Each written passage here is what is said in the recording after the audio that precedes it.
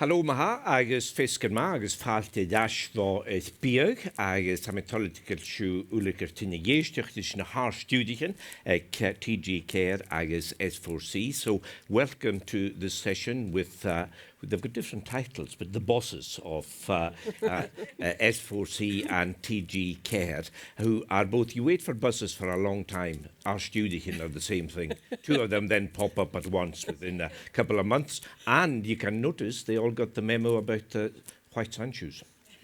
Very good. Well, we did talk about this, didn't we? Yes, we did. It was the most important question in your prepping to come in. What's the dress code? What's the and it's going to be the Tim Davie white trainers. Exactly. We're all aping that, actually, which is very good. So what we're going to do is we're going to play a couple of videos during the session. The first is a promo for TJ Care, so we can play that now.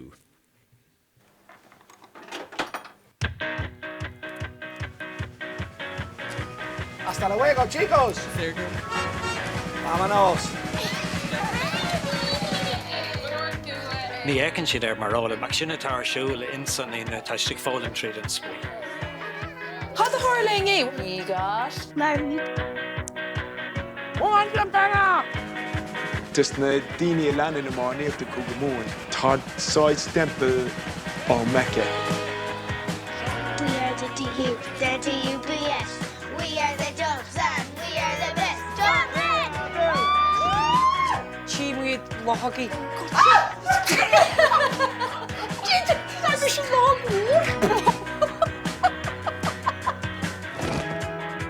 Masan gohfuil an nasc idir an nádúr agus an feirmeoireacht briste. Nor ecem delf nu míle mór mas an arga, téime go hard agus bhím ag léim an páis. There's a place where you see, it's the best musicians in the world coming in here and not playing at all, just listening. Such a privilege. If I could sit down, Philip, and tell him, you're on an Irish effing stamp, would you believe that? He would never believe it. The Choctaw were a formidable nation. Of course, all this changed with this big flood and influence of people from Europe. Agus tána hédan lístich a grí láir a scéil agus ní glad iad a scarú mahas.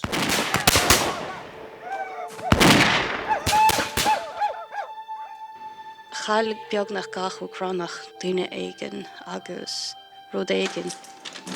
I féidir linn file bháile, nílis a géin duine go cínte caitheann a bheith sé sáilte dúil go cíomh.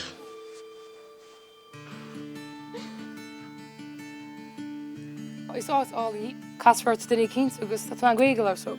Sindred locher, said ní snad chorat agus bí sú am heen gemach chlánam agus go dúach mu des cén op. Á kins. Ach ní bhein deisnam ní smó. Tá ní smó leis an scéil seo chomá. Ní dólam gur sin é. Ní chreidh tú an scéil tá gom dit. Cailtar ban céile Buckmore agus I'm sheeterí. Cuig bína Jake ina dhé sin, curtha I burtach lech víle ónháile. I do believe it'll be solved because somebody has to talk. The truth always screams to be heard.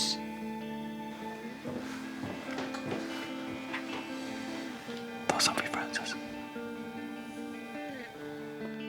Héig bhfuil gach rud de tiite mas a céile faoi láthair. Fós tá beocht ítach láidir in san cathair seo le Havana. Let's get this party started!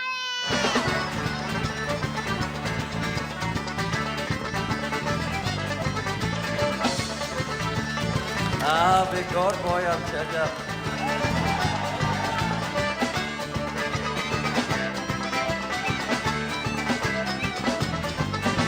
Ní mé crack a bin, seo ní.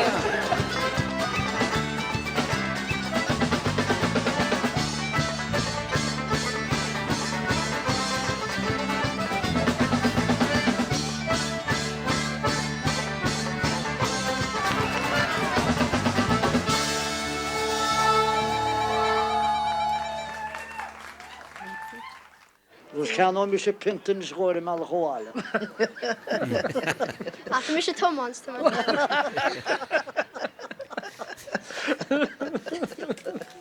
Very good. That was excellent, Deirdre. So this is what you put on the screen. So how did you convince the panel that interviewed you to give you the job? How did you sell yourself? Well, I suppose I was the best, wasn't I, John? No, I suppose I started working in TG4 when I was 22 in 1999. And, just last year? Just last year. And I really have, I suppose, a deep expertise in all aspects of what TG4 does. I started in the technical department working as a sound operator. I worked in Prez. I was producer director for 14 years working on current affairs, and then I was communications manager, and I suppose I've always been interested in the new media, and I established a new online platform. And in communications, I suppose I targeted more the online media, which was a new approach, I suppose, to comms at the time rather than traditional press. And more recently, I suppose, before Director General, I was head of news and current affairs, a new role in TG4 to develop an independent editorial strategy for our news and current affairs. So I suppose I really understand all aspects of how TG4 works, and I am very focused on what the future TG4 is in this era of choice for the viewer, how we best serve them on all platforms. Brilliant. So there's lots of things there we'll come back to. Now, Geraint. Given the recent problems within S4C, did you volunteer for the job? When you say recent problems, we are talking about 2023. That's when everything came to light, and there was an inquiry into allegations of bullying and so on at S4C. But, you know, that's going back 2 years now. And obviously we were in interim roles, several of us. Everybody was interim. We had an interim chair, an interim chief exec, and an interim chief content officer. But that sort of bridged, I think, that year where we got some stability back into S4C. And then when the opportunity came, when the job was advertised, I'd been doing the role for 6 months previously. And we've got Sean and William in the audience today, who then came in to help us out for a further 6 months. And then the opportunity came to apply for the job. And for me, clearly, similarly to Deirdre, that's what I've done throughout my career. I'm a bit older than Deirdre. I started off in 1990, I think, working on a current affairs programme for young people, because I was young then, for S4C, and I always have worked on content for S4C in news and current affairs, mainly current affairs especially, and then came in as Commissioner of News and Current Affairs 6 years ago. So I've been around and cared passionately for the future of S4C. So when you see it being damaged by something that was happening quite publicly, then of course I wanted to put my hand up, say, okay, I want to go in and try and help best I can. And interestingly, organisations, when they get themselves into problems, quite often they bring somebody from the outside in. How did they have confidence in you to sort it? I think that's happened at S4C as well over recent years. Most of the recent appointments have been people from the outside, people very often with no knowledge of broadcasting. I don't think that's a bad thing if you're going to become chief exec of a broadcaster, that you know something about it, you have a track record in content. I don't think that's a negative. So that was very much my pitch, that is, that I know a lot about broadcasting. I know lots about the challenges facing S4C in terms of, you know, the changing viewer habits and so on, as well as the funding challenges and so on we all face. So I knew a lot about that, so surely that was important. And also I was there during the Troubles, so I had experience of that, and wanted to do my best to put the culture right again at S4C. Brilliant. So now, when I spoke to both of you, we did a kind of preliminary interview, and both of you said growth. This is what you're about. So how do you achieve that in the generation of huge choice? Yeah, well, I suppose for TG4, it's funding and being findable. They're the two key things. We know a bit about that as well. Funding. Yeah. We've gone through a huge, during Alan Nesselman's tenure as Arts-Juror, where we went through huge growth of funding from 35 million to 60 million, which is, you know, over 8 years is amazing. But we need to up that continuously for the next 3 years at least to grow our funding, that we're at a scale that we can produce more content, commission directly ourselves. We rely a lot, which is great for TG4, on co-funding and co-production. But to do more commissioning, direct commissioning ourselves, we need more funding. And then in terms of where our audiences are, as everyone knows, audience viewer habits have changed, and they're predicted by TAM Ireland, for example, to change even more so. TAM Ireland have recently published a study where they predict that linear viewing will decline by 60% by 2035. So for TG4, that means we need to be findable on all platforms, and It also means in terms of the platforms like Sky or Virgin Media that we need to have prominence on their homepage, because the way viewing has changed from 1, 2, 3, 4 and the TV set, it's now harder to find public service media. And we were talking about it earlier in terms of the players, where we positioned on those platforms and how we're findable. So the Irish government, the regulator, they passed a new Online Media Safety Act in 2022, and there's a key part of that around prominence which hasn't been passed through yet or hasn't been implemented yet. So for TG4, it's really important that that will be done, that we have guaranteed prominence on all platforms. And then it's all marketing as well, and how to appeal to audience in this era of choice, because there's so much choice for the viewer. So what does TG4 have to offer in terms of the content we're commissioning? So we know we do really well with live sports, live music, live events, but how do we get viewers then to watch us in this world where people don't watch live linear TV anymore? So what kind of content choices are they looking for? So we know, for example, our soap does really well on the player. We had a drama series, Craw, that was broadcast last year. It actually was in our top 5 on VOD on the player, and it was also on the iPlayer and was one of the most watched on the iPlayer. And picked We've up seen it across Scotland as well. Yeah. Geraint, you said growth as well. So S4C, what does it look like for you? Do you share the same kind of aspirations? We've got a lot in common in terms of being Celtic language broadcasters. We have to be, for us in UK terms, a BBC 1, 2 and 3, a Channel 4 and an ITV as well. So we have to serve all of these audiences, and north and south as well. And we're quite different north and south in Wales. Don't know if the same is true in Scotland and in Ireland, but we are very different. And so you're catering for different audiences, and it's it's town and country. So, and it's engaging with young audiences. That's the big area where we'd like to see growth, because we've been established to safeguard the future of our language. And the battle for the future of the language 40 plus years ago, when S4C was established, was on TV, because that was the popular media of its time.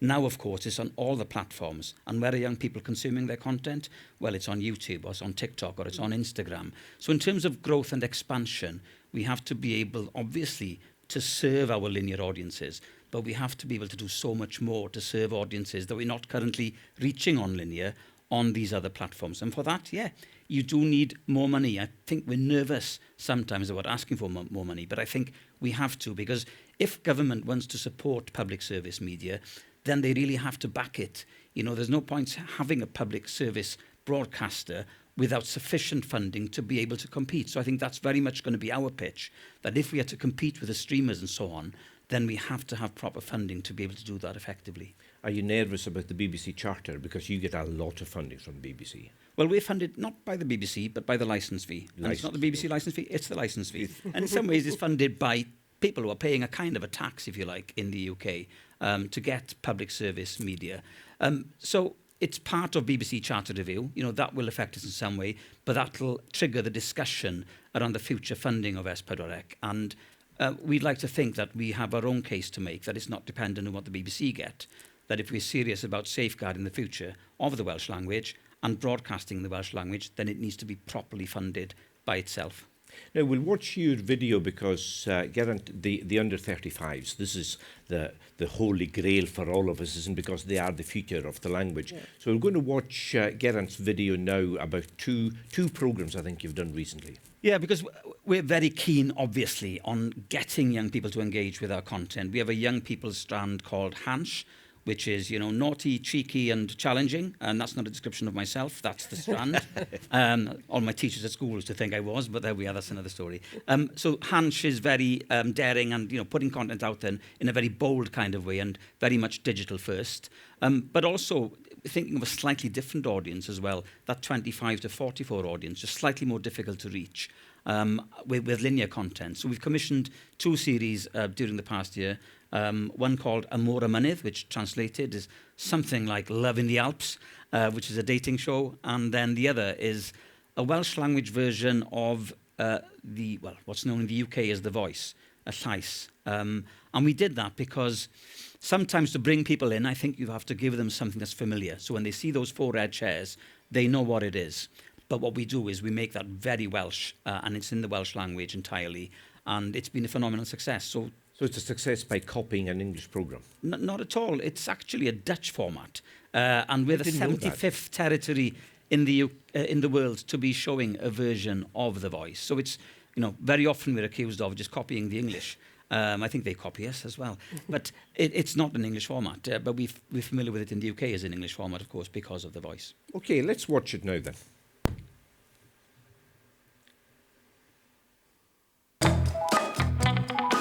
Dwi just o dan 6'2". So dwi'n gyhyrog, dwi efo swydd da, dwi'n neud y dda yn y mywyd. Dwi'n gwybod be arall sa hogyn yn gorau gael. So, pan dwi fel yn clywed caneuon yn canu am cariad a fel, sa'n gallu relato I neb. Ar y foment dwi fel, I'm that single. Excited uffernol. Edrych mlaen I drio pethau newydd. Ac gobeithio, cwpl mewn cariad efo yr Alps. A falle cwpl mewn cariad na, so.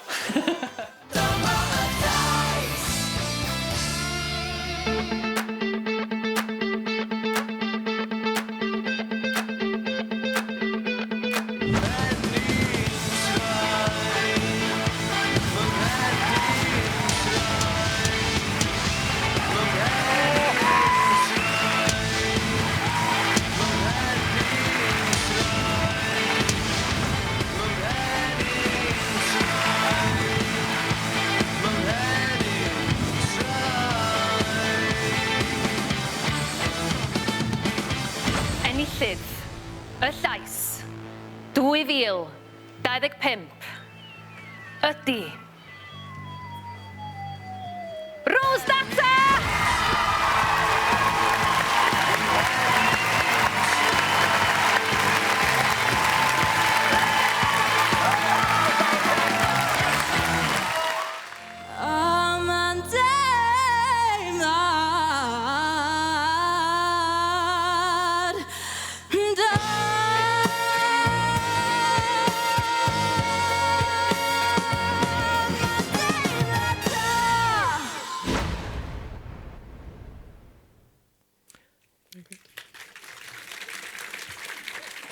So I saw you writing on LinkedIn, I think it was, Geraint, that this was very successful. So tell us the figures you managed to achieve. Yeah, well, a key thing for us was reaching that audience under 45. And what's remarkable about both those series is that over half of the viewers were under 45. And that doesn't happen very often. We looked at all the PSBs in Wales during the past year, and nobody else managed to get that kind of ratio in terms of young viewers. 55% of the viewers of the Llais were under 45. 1 in 4 of the contestants considered themselves to be Welsh learners. It was a very deliberate casting of the contestants. So we were expanding our reach to audiences who maybe wouldn't normally watch S4C. 1 in 3 of the viewers was non-Welsh speaking, and it had something like 5 million streams on YouTube and social media. So we consider that, quite significant in terms of what it managed to achieve in attracting new audiences, which is what was the aim, clearly. So what are you doing, Deirdre? Yeah, we established 2 online platforms for targeting younger audiences in 2017. So Bluck would be similar to Hench. It works very, very well on TikTok and Instagram. It's short-form content. And we've also commissioned some series, and we have a lot of I suppose, growth to do in that space, targeting those younger audiences. But we did sustainable fashion, kind of like Bake Off series called Choistín, and also a travel series for young people where they travel around Europe and go to visit different places and that kind of thing. But we see with Bluck, we're bringing new personalities, I suppose, developing new talent as well. And those people are moving on then from starting with Bluck to working on television programmes. So basically you're showing 35-year-olds, 40-year-olds themselves. Well, it's the type of content they're looking for is different in short form in that space, and it is that the same kind of bold, daring content that they're looking for, a kind of a reflection of themselves, what their interests are. They wouldn't necessarily make television programmes, but they're content that's entertaining for that age group. And then as well as that, we have film schemes for drama for beginners in 2 schemes with Fish Aaron, so Tus and Camella. And that's a platform for people developing in the industry to start, and they're targeted again at those younger age groups. And it's working. It's working, yeah, particularly the online. I suppose in terms of our sports as well, it's worth mentioning our YouTube. We broadcast a lot of games now on YouTube, and they're attracting huge audiences. But is that TG Care? How do you maintain the brand on YouTube? And I heard the interesting discussion about sport earlier on. What happens if YouTube starts charging you for content? Yeah, well, I think the way younger audiences are, they're kind of nearly gone anti-mainstream media, and they're kind of more willing to watch TG Carr content on YouTube rather than coming to the TG Carr player to watch content. It's an interesting dynamic with young people of how they view YouTube is somewhere I go, but I might not necessarily go to the player. So they'll watch documentaries, for example, on YouTube. But we've seen, for example, in our football coverage recently, where we had 8 live games streaming at the same time on YouTube, and they had huge audiences, and a lot of those were younger audiences who watch on YouTube. So I suppose, paying for it, you are at the mercy of the algorithm and the platforms, and I suppose that's the whole area around prominence, that once that's implemented, there's a certain guarantee for PSM that you have that prominence on those platforms, and they have to carry those platforms. But young people, it is interesting the way they're looking for content elsewhere outside of PSM, and that's a real challenge, I think, for PSM to make PSM a place where they want to come to engage with Irish language content, and that they're not looking for it elsewhere. And we see, for example, some of our presenters creating podcasts independently of TG Carr. They're creating films independently of TG Carr. And that's it's an opportunity, but it's also a bit of a worry. Why is that happening, and why aren't they coming to TG Carr to make that content? Yeah. So this is risky, Geraint. I'm not so sure if it's risky. I think if people are watching their content on YouTube, then we have to put Welsh language content out there for them. I was asked this question at a Welsh production meeting with the production sector. They're asking, why are you spending S4C commissioning money on YouTube? Well, we're commissioning Welsh language content, and we're putting it there because that's where the viewers are for that type of content. If we don't reach them, they're not consuming Welsh language content, and we're finding the same thing with sport. We showed the European Champions Cup rugby final last weekend. It got 150,000 viewers on iPlayer, which is great. Got 200,000 viewers on YouTube, which is fantastic. No Welsh side in the final, but it was held in Cardiff. So that was our justification. And thankfully the French won. But it just shows sometimes, I think, that with sport, yes, it can cut through with young people. We had a similar situation with the Wales football team, the men's football team. We had 150,000 watching one game against Iceland on YouTube. Why are they watching it on YouTube? It's on telly. But that's where they watch their content. And one thing we're trying to do now as well, we're investing in ahead of streaming and digital and additional digital roles. Sometimes, yes, to create more social media and digital content. Some of it is to target people back to the main channel, but not all of it. Because for me, if they're consuming Welsh language content, I don't care if they don't come and watch the channel. They're consuming Welsh language content. That's why we're here. But what about the brand, S4C, TG Care? Is that not a concern that young people are going to YouTube rather than to No, I think you have to have confidence in what the brand what the brand stands for. And the brand, well, I suppose part of TG Carr's strategy as well is TG Carr Gachots, which is TG Carr everywhere. And what that really means is, that wherever there's a screen, you find TG Carr there. And if that's on YouTube, if that's on Facebook, if that's on LinkedIn, that's fine. The brand you brand it as TG Carr? Oh, always, yeah. Always. Yeah. But the brand does a lot of heavy lifting because TG Carr's brand is very strong. There's a lot of momentum behind the brand. So we have to have confidence in our decisions on where we're placing the brand and that we have a reason for doing it. So again, because young people are really engaged in YouTube and YouTube is going to grow, it's now another channel, it's another distribution point for content. Not to be afraid of, that's YouTube, but okay, how do we engage audiences and what kind of content is going to be here versus what we put on the player versus what we put on linear. So I think it'll have more and more importance, really. But this question of prominence is key, I think, because we have the Media Act in the UK, which will supposedly give us prominence on smart TV platforms. Yeah. It's a bit of a jungle at the moment. I went to stay in a pub, or you call it a pub, I think it wasn't a hotel, in Carnarvon, which is the most Welsh-speaking town in Wales. Switched on the TV, it was an LG TV. I had a row of, I don't know how many apps on my telly. Couldn't find S4C anywhere. And that's the kind of future, unless the Media Act comes in and gives us that prominence there. And it's just not in terms of an app, it's also in terms of promoted content. What do they give you in terms of that space on that homepage? Yeah. And with YouTube, what we'd like to see is some kind of regulation, if you like, so that they do give prominence to public service. Well, that's what the legislation should ensure, that prominence will be there for PSM, and it's really important because it'll be harder to find public service media, and Netflix and the streamers and Amazon can pay for that prominence, whereas we need to guarantee that the prominence is there for PSM. And the other interesting thing, I suppose, is the way, and it's probably already started in the UK, is how viewing on televisions now will be IP or internet-based viewing, so Sky Stream, for example. So there's going to be less and less pay TV. So in Ireland, most people watch TV have a Sky subscription. That's going to go into decline, and we'll have more and more people watching over the internet. So all that is great, but the more that happens, the more chance there is for being, I suppose, this thing of being personalised out of people's choices on TV sets.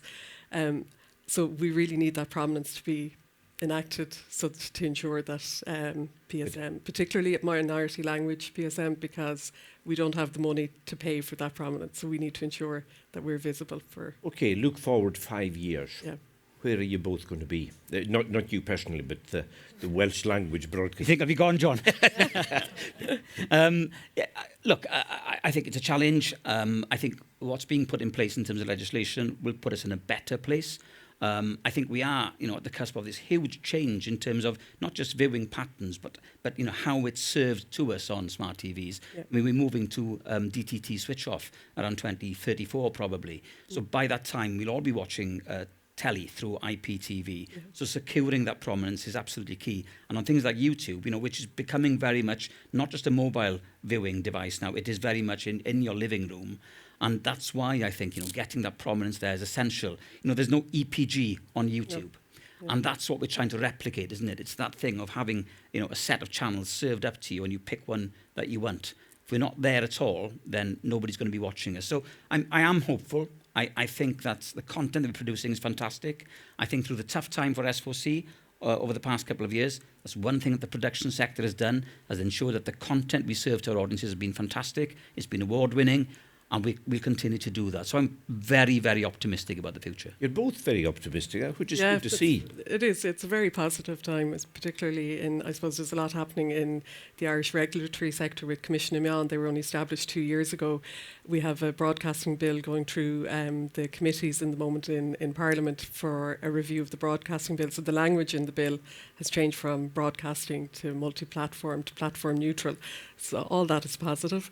And how we're funded will be 3-year cycles based on the European Media Freedom Act. So all that is really helpful for TG4 that we can plan and move forward. You mentioned politics. Alan Esselman was very political. He was. He even had a go at the regulator, which is very dodgy behaviour. I'm not going to do that. Will you continue this? No. Will you continue this? As every woman in the audience knows, that doesn't work if you're a woman. So I'm not going to go that way, no. Yeah. No. What about you? Politics important? Wales? Yes, it is. We now, of course, have a new chair of the board as well, who does come from a political background and who I think will be very effective. A former Labour politician. We have Labour in power in Cardiff Bay, not responsible for broadcasting in Cardiff Bay, of course, but also in Westminster. So I think that will have some influence on the future. But I think that the Labour government, both Labour governments in Cardiff and in London, are very supportive of public service media. Lisa Nandy just this week was reiterating her support for public service media. They just need to ensure that they put the money where their mouth is, really. No, we've all got a background in news. Mm-hmm. News has become quite political with a small p for you guys in Ireland, but you sorted this in Wales. In what way? Deirdre has moved, she's trying to get control of news. Oh, I see. Yeah. Well, I think for us, again, it's that shift to digital. And when I joined S4C 6 years ago now, we didn't have a digital news service. We had a news programme which went out at 9 o'clock at the time, and that was our news service. And our news is provided by the BBC. So what I wanted was that we had a digital news service. I get my news on my phone, and I did that 6 years ago. So obviously we needed that as part of what the S4C offering, because otherwise, as a PSM, we weren't really giving the viewers what they actually required from us. It was challenging initially because the BBC said within our 10 hours a week that we give you, it's linear only. So we set up our own digital news service in-house during COVID. in order to sort of face up to that challenge. And they're now on board. So initially there was some reluctance, naturally so, I think, because we were in more of a linear time than we are now. But I think what we created at that time has been fantastic. It grew 50% during the last calendar year. It's gone up by another 25 this year. It shows the appetite is there. So you have to evolve, I think, and that's not just having these sort of linear values in terms of thinking about the programs on TV. It's about that package, so it's about the text that you get in your phone. It's about that notification as well as having the program as well. So you're on this journey, I think, Deirdre. Yeah, I suppose in 2022, the government published a review of media, and one of the key recommendations for TG4 was that we should have independent editorial control over our news service. So similar to S4C, our news is provided by RTE under the Broadcasting Act and our day programming to TG4. But both the BBC and RTE are very good at news. What's the problem? I suppose it's plurality and an editorial perspective that's different for TG4 and for Irish language audiences on TG4. Again, our news service isn't a multi-platform news service. It's a half-hour bulletin a day. We're currently working, it's a long process since 2022, but in talks with Commissioner Mann and RTE, and that process is ongoing.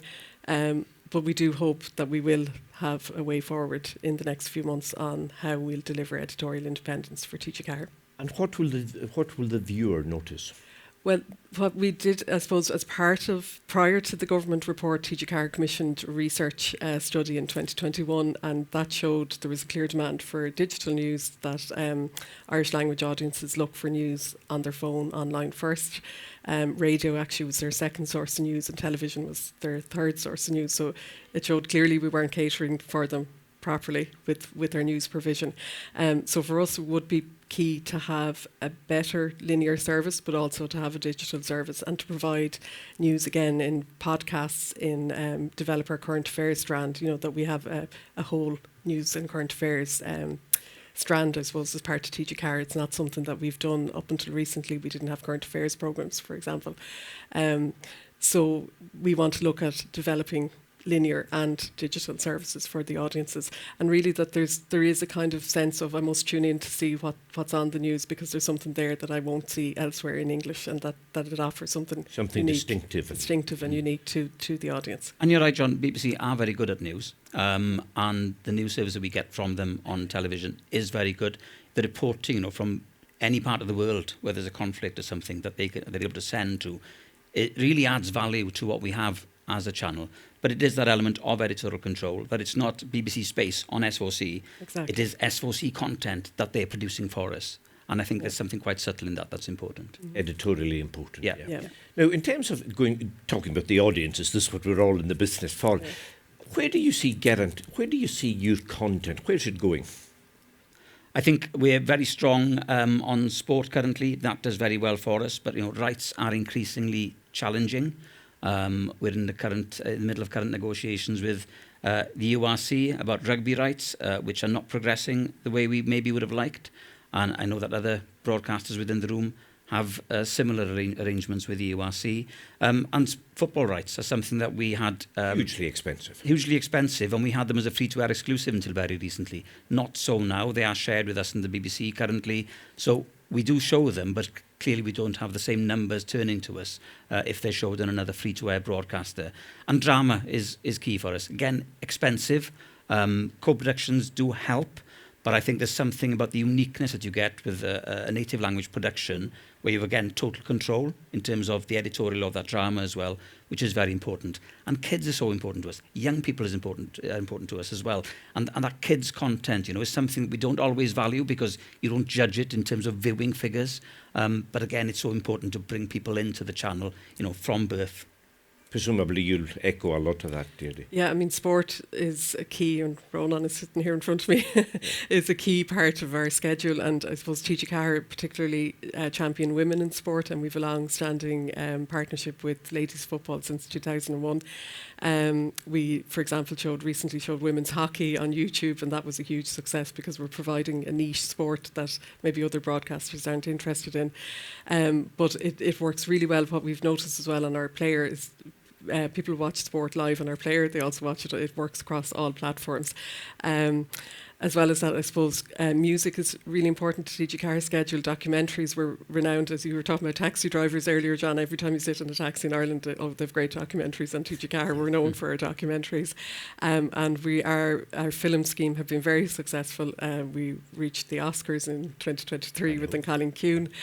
And we're developing more TV drama. I suppose where we're weak maybe is entertainment. We don't have enough entertainment, and we're not targeting enough younger audiences, and that's something that I really want to look at, is getting more content that just makes us laugh, gives us more enjoyment. We need a laugh these days. Yeah. And I think the key for us as well is quality of content, not volume of content. Yeah. Because some of the things that Deirdre mentioned then have done well for you, have cut through. It's about getting those standout pieces that people think, then, that's what we think of S4C or TG4. They do this, rather than filling that linear schedule. That's a challenge we all have to face. And yes, we will get viewers saying there are too many repeats on S4C. Well, do you know what? They're not a repeat unless you've seen it before. So, that's not the way people watch TV anymore. People do watch it in a different kind of way. But I think it is about producing and commissioning quality rather than just quantity. I just need to mention our children's channel as well, John. We established a new children's channel for Coolacahar in 2023. And again, that's given a new platform, particularly for native Irish speakers who will now go from up to preschool, will have a channel for themselves. And it'd be really interesting for us to measure the impact of that channel on those children when they, in the future, of how maybe Coolacahar provided a space for them for their language. That they didn't automatically turn to English language programming on Netflix. And we've managed to commission more live action content for kids, as well as more co-productions. And Leoban, which was nominated yesterday, was the first Irish anime series on TG4, which was a co-production with S4C and others. So all those opportunities create more content, quality content for TG4, but for us, a lot of it has to be done in partnership because we don't have sufficient level of funding. You don't have the money. Now, you mentioned drama. We've had a bit of a drama in Scotland over River City, our soap, and I think the decision has been made by BBC Scotland. It's going to end, but they're actually going to spend more money on drama, but there's been a big row. Is the day of the soaps over, Geraint? We've had the same question. Pobl Cwm, the soap that's been on S4C since it started, and actually before S4C started, it's 50 years old. It was 50 years old last year. Is still doing really well for us. I mean, the question was asked because it's produced by the BBC as part of their programme supply to S4C, that 10 hours a week, as to whether we want the same number of episodes per week. And the answer is yes, we do currently, because we're finding that not only is it doing okay in terms of a linear audience, it's actually doing very well digitally. So, soaps were called soaps because they were there to sell washing powder on telly, basically, weren't they, years ago, and people forget that. But now it's not just a linear product, really, for us. It's doing extremely well digitally. And we have two soaps on S4C. We have Pobl Cwm for the South Walians and Round Around for the North Walians, even though they are watched by others, I hear. It's a complicated world, Wales. But we have two soaps, and they both do really well, and they're both regularly in the top 10 most views programmes on iPlayer and Click every week. And Ireland? Yeah, we have Russ Naroon. I suppose for us, there is a difference between soap and drama, and it's a different type of audience. Who soap fans watch soaps, and they, drama. People who watch drama might not necessarily watch soap. So I think it's a different type of audience. Russ Naroon works really well for us. Again, the player is often the most watched content on the player. So I think the way that sitting down at 7:30 to watch or 8:30 to watch soaps, maybe that kind of viewing pattern has changed. But soap fans are so loyal to soaps, so they will watch it again on the player or wherever they can. So I think it's definitely key to our schedule. Long live the soaps. But it's not drama, I suppose. There is a difference between drama and soap. Brilliant. Well, thank you very much. And I'll now open it up to the audience, and I'm going to go directly to the young crew that I was talking to last night in the boat shed. So they have a question. Cavilchu. Hi, we need to wait till we get the microphone to you. It's really bright, I can't. It's really bright, I can't see them.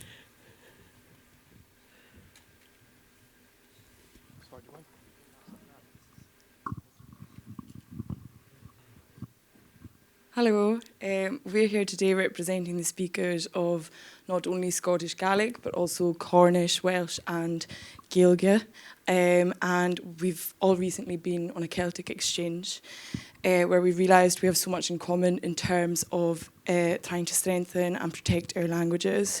How are you going to support the next generation of young people to become part of this festival and ultimately support the future of this industry? But also, how are you, as the new chief executives, going to support us as we try and support each other, creating multilingual content in collaboration together? Good question. Geraint. I think a lot of this does come down to brands such as Hansh. You know, what we've seen is Hansh is that it's been not only content for young people, but made by young people, and that's very important. So it's been a fantastic training ground, I would say, in Wales for the development of talent. So I would hope that you would see that in the amount that we spend, and we're increasingly spending more than we were previously on young people's content. Our commissioner is sitting in the audience. He's going to note that as a promise now. He's going to get even more again. But quite seriously, you know, it is important that we obviously bring new people into the industry and from lots of backgrounds that are underrepresented currently, because sometimes it is a feeling of jobs for the boys in the media industry. So we do have to expand the reach in terms of the type of people that we can bring in terms of on-screen, but also off-screen talent as well. Deirdre? Yeah, TG4 has an internship scheme, so we advertise about 10 roles every year for a year's placement, paid work placement. So that's a great opportunity for anyone looking to start in the industry. As well as that, with our production companies, we have a year placement with production companies to get hands-on production experience. So I think they're key starting points for anyone looking to get into the industry. In terms of content, I suppose it will be a key priority for me to create content that young people want to watch. And I think to do that, we have to hear what they actually want to watch rather than us presuming we know what young people want to watch. There's a group of them here tonight. Yeah. You can talk to them tonight. And again, I think our Bluck and Mulchscale and our online platforms are a great space for new content and for people to try, you know, to dip their toes into creating content, as well as our drama schemes, Tooth and Céimile. Okay. I think we've got time for one more question. This lady here, thankfully front row this time.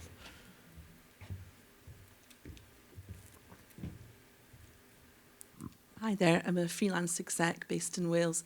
You're reliant on the production companies for your output, and it's not a secret that it's been quite a tough time, and the smaller production companies are maybe finding losing out to some of the bigger players, but your channels tend to be reliant on the small to medium-sized production companies.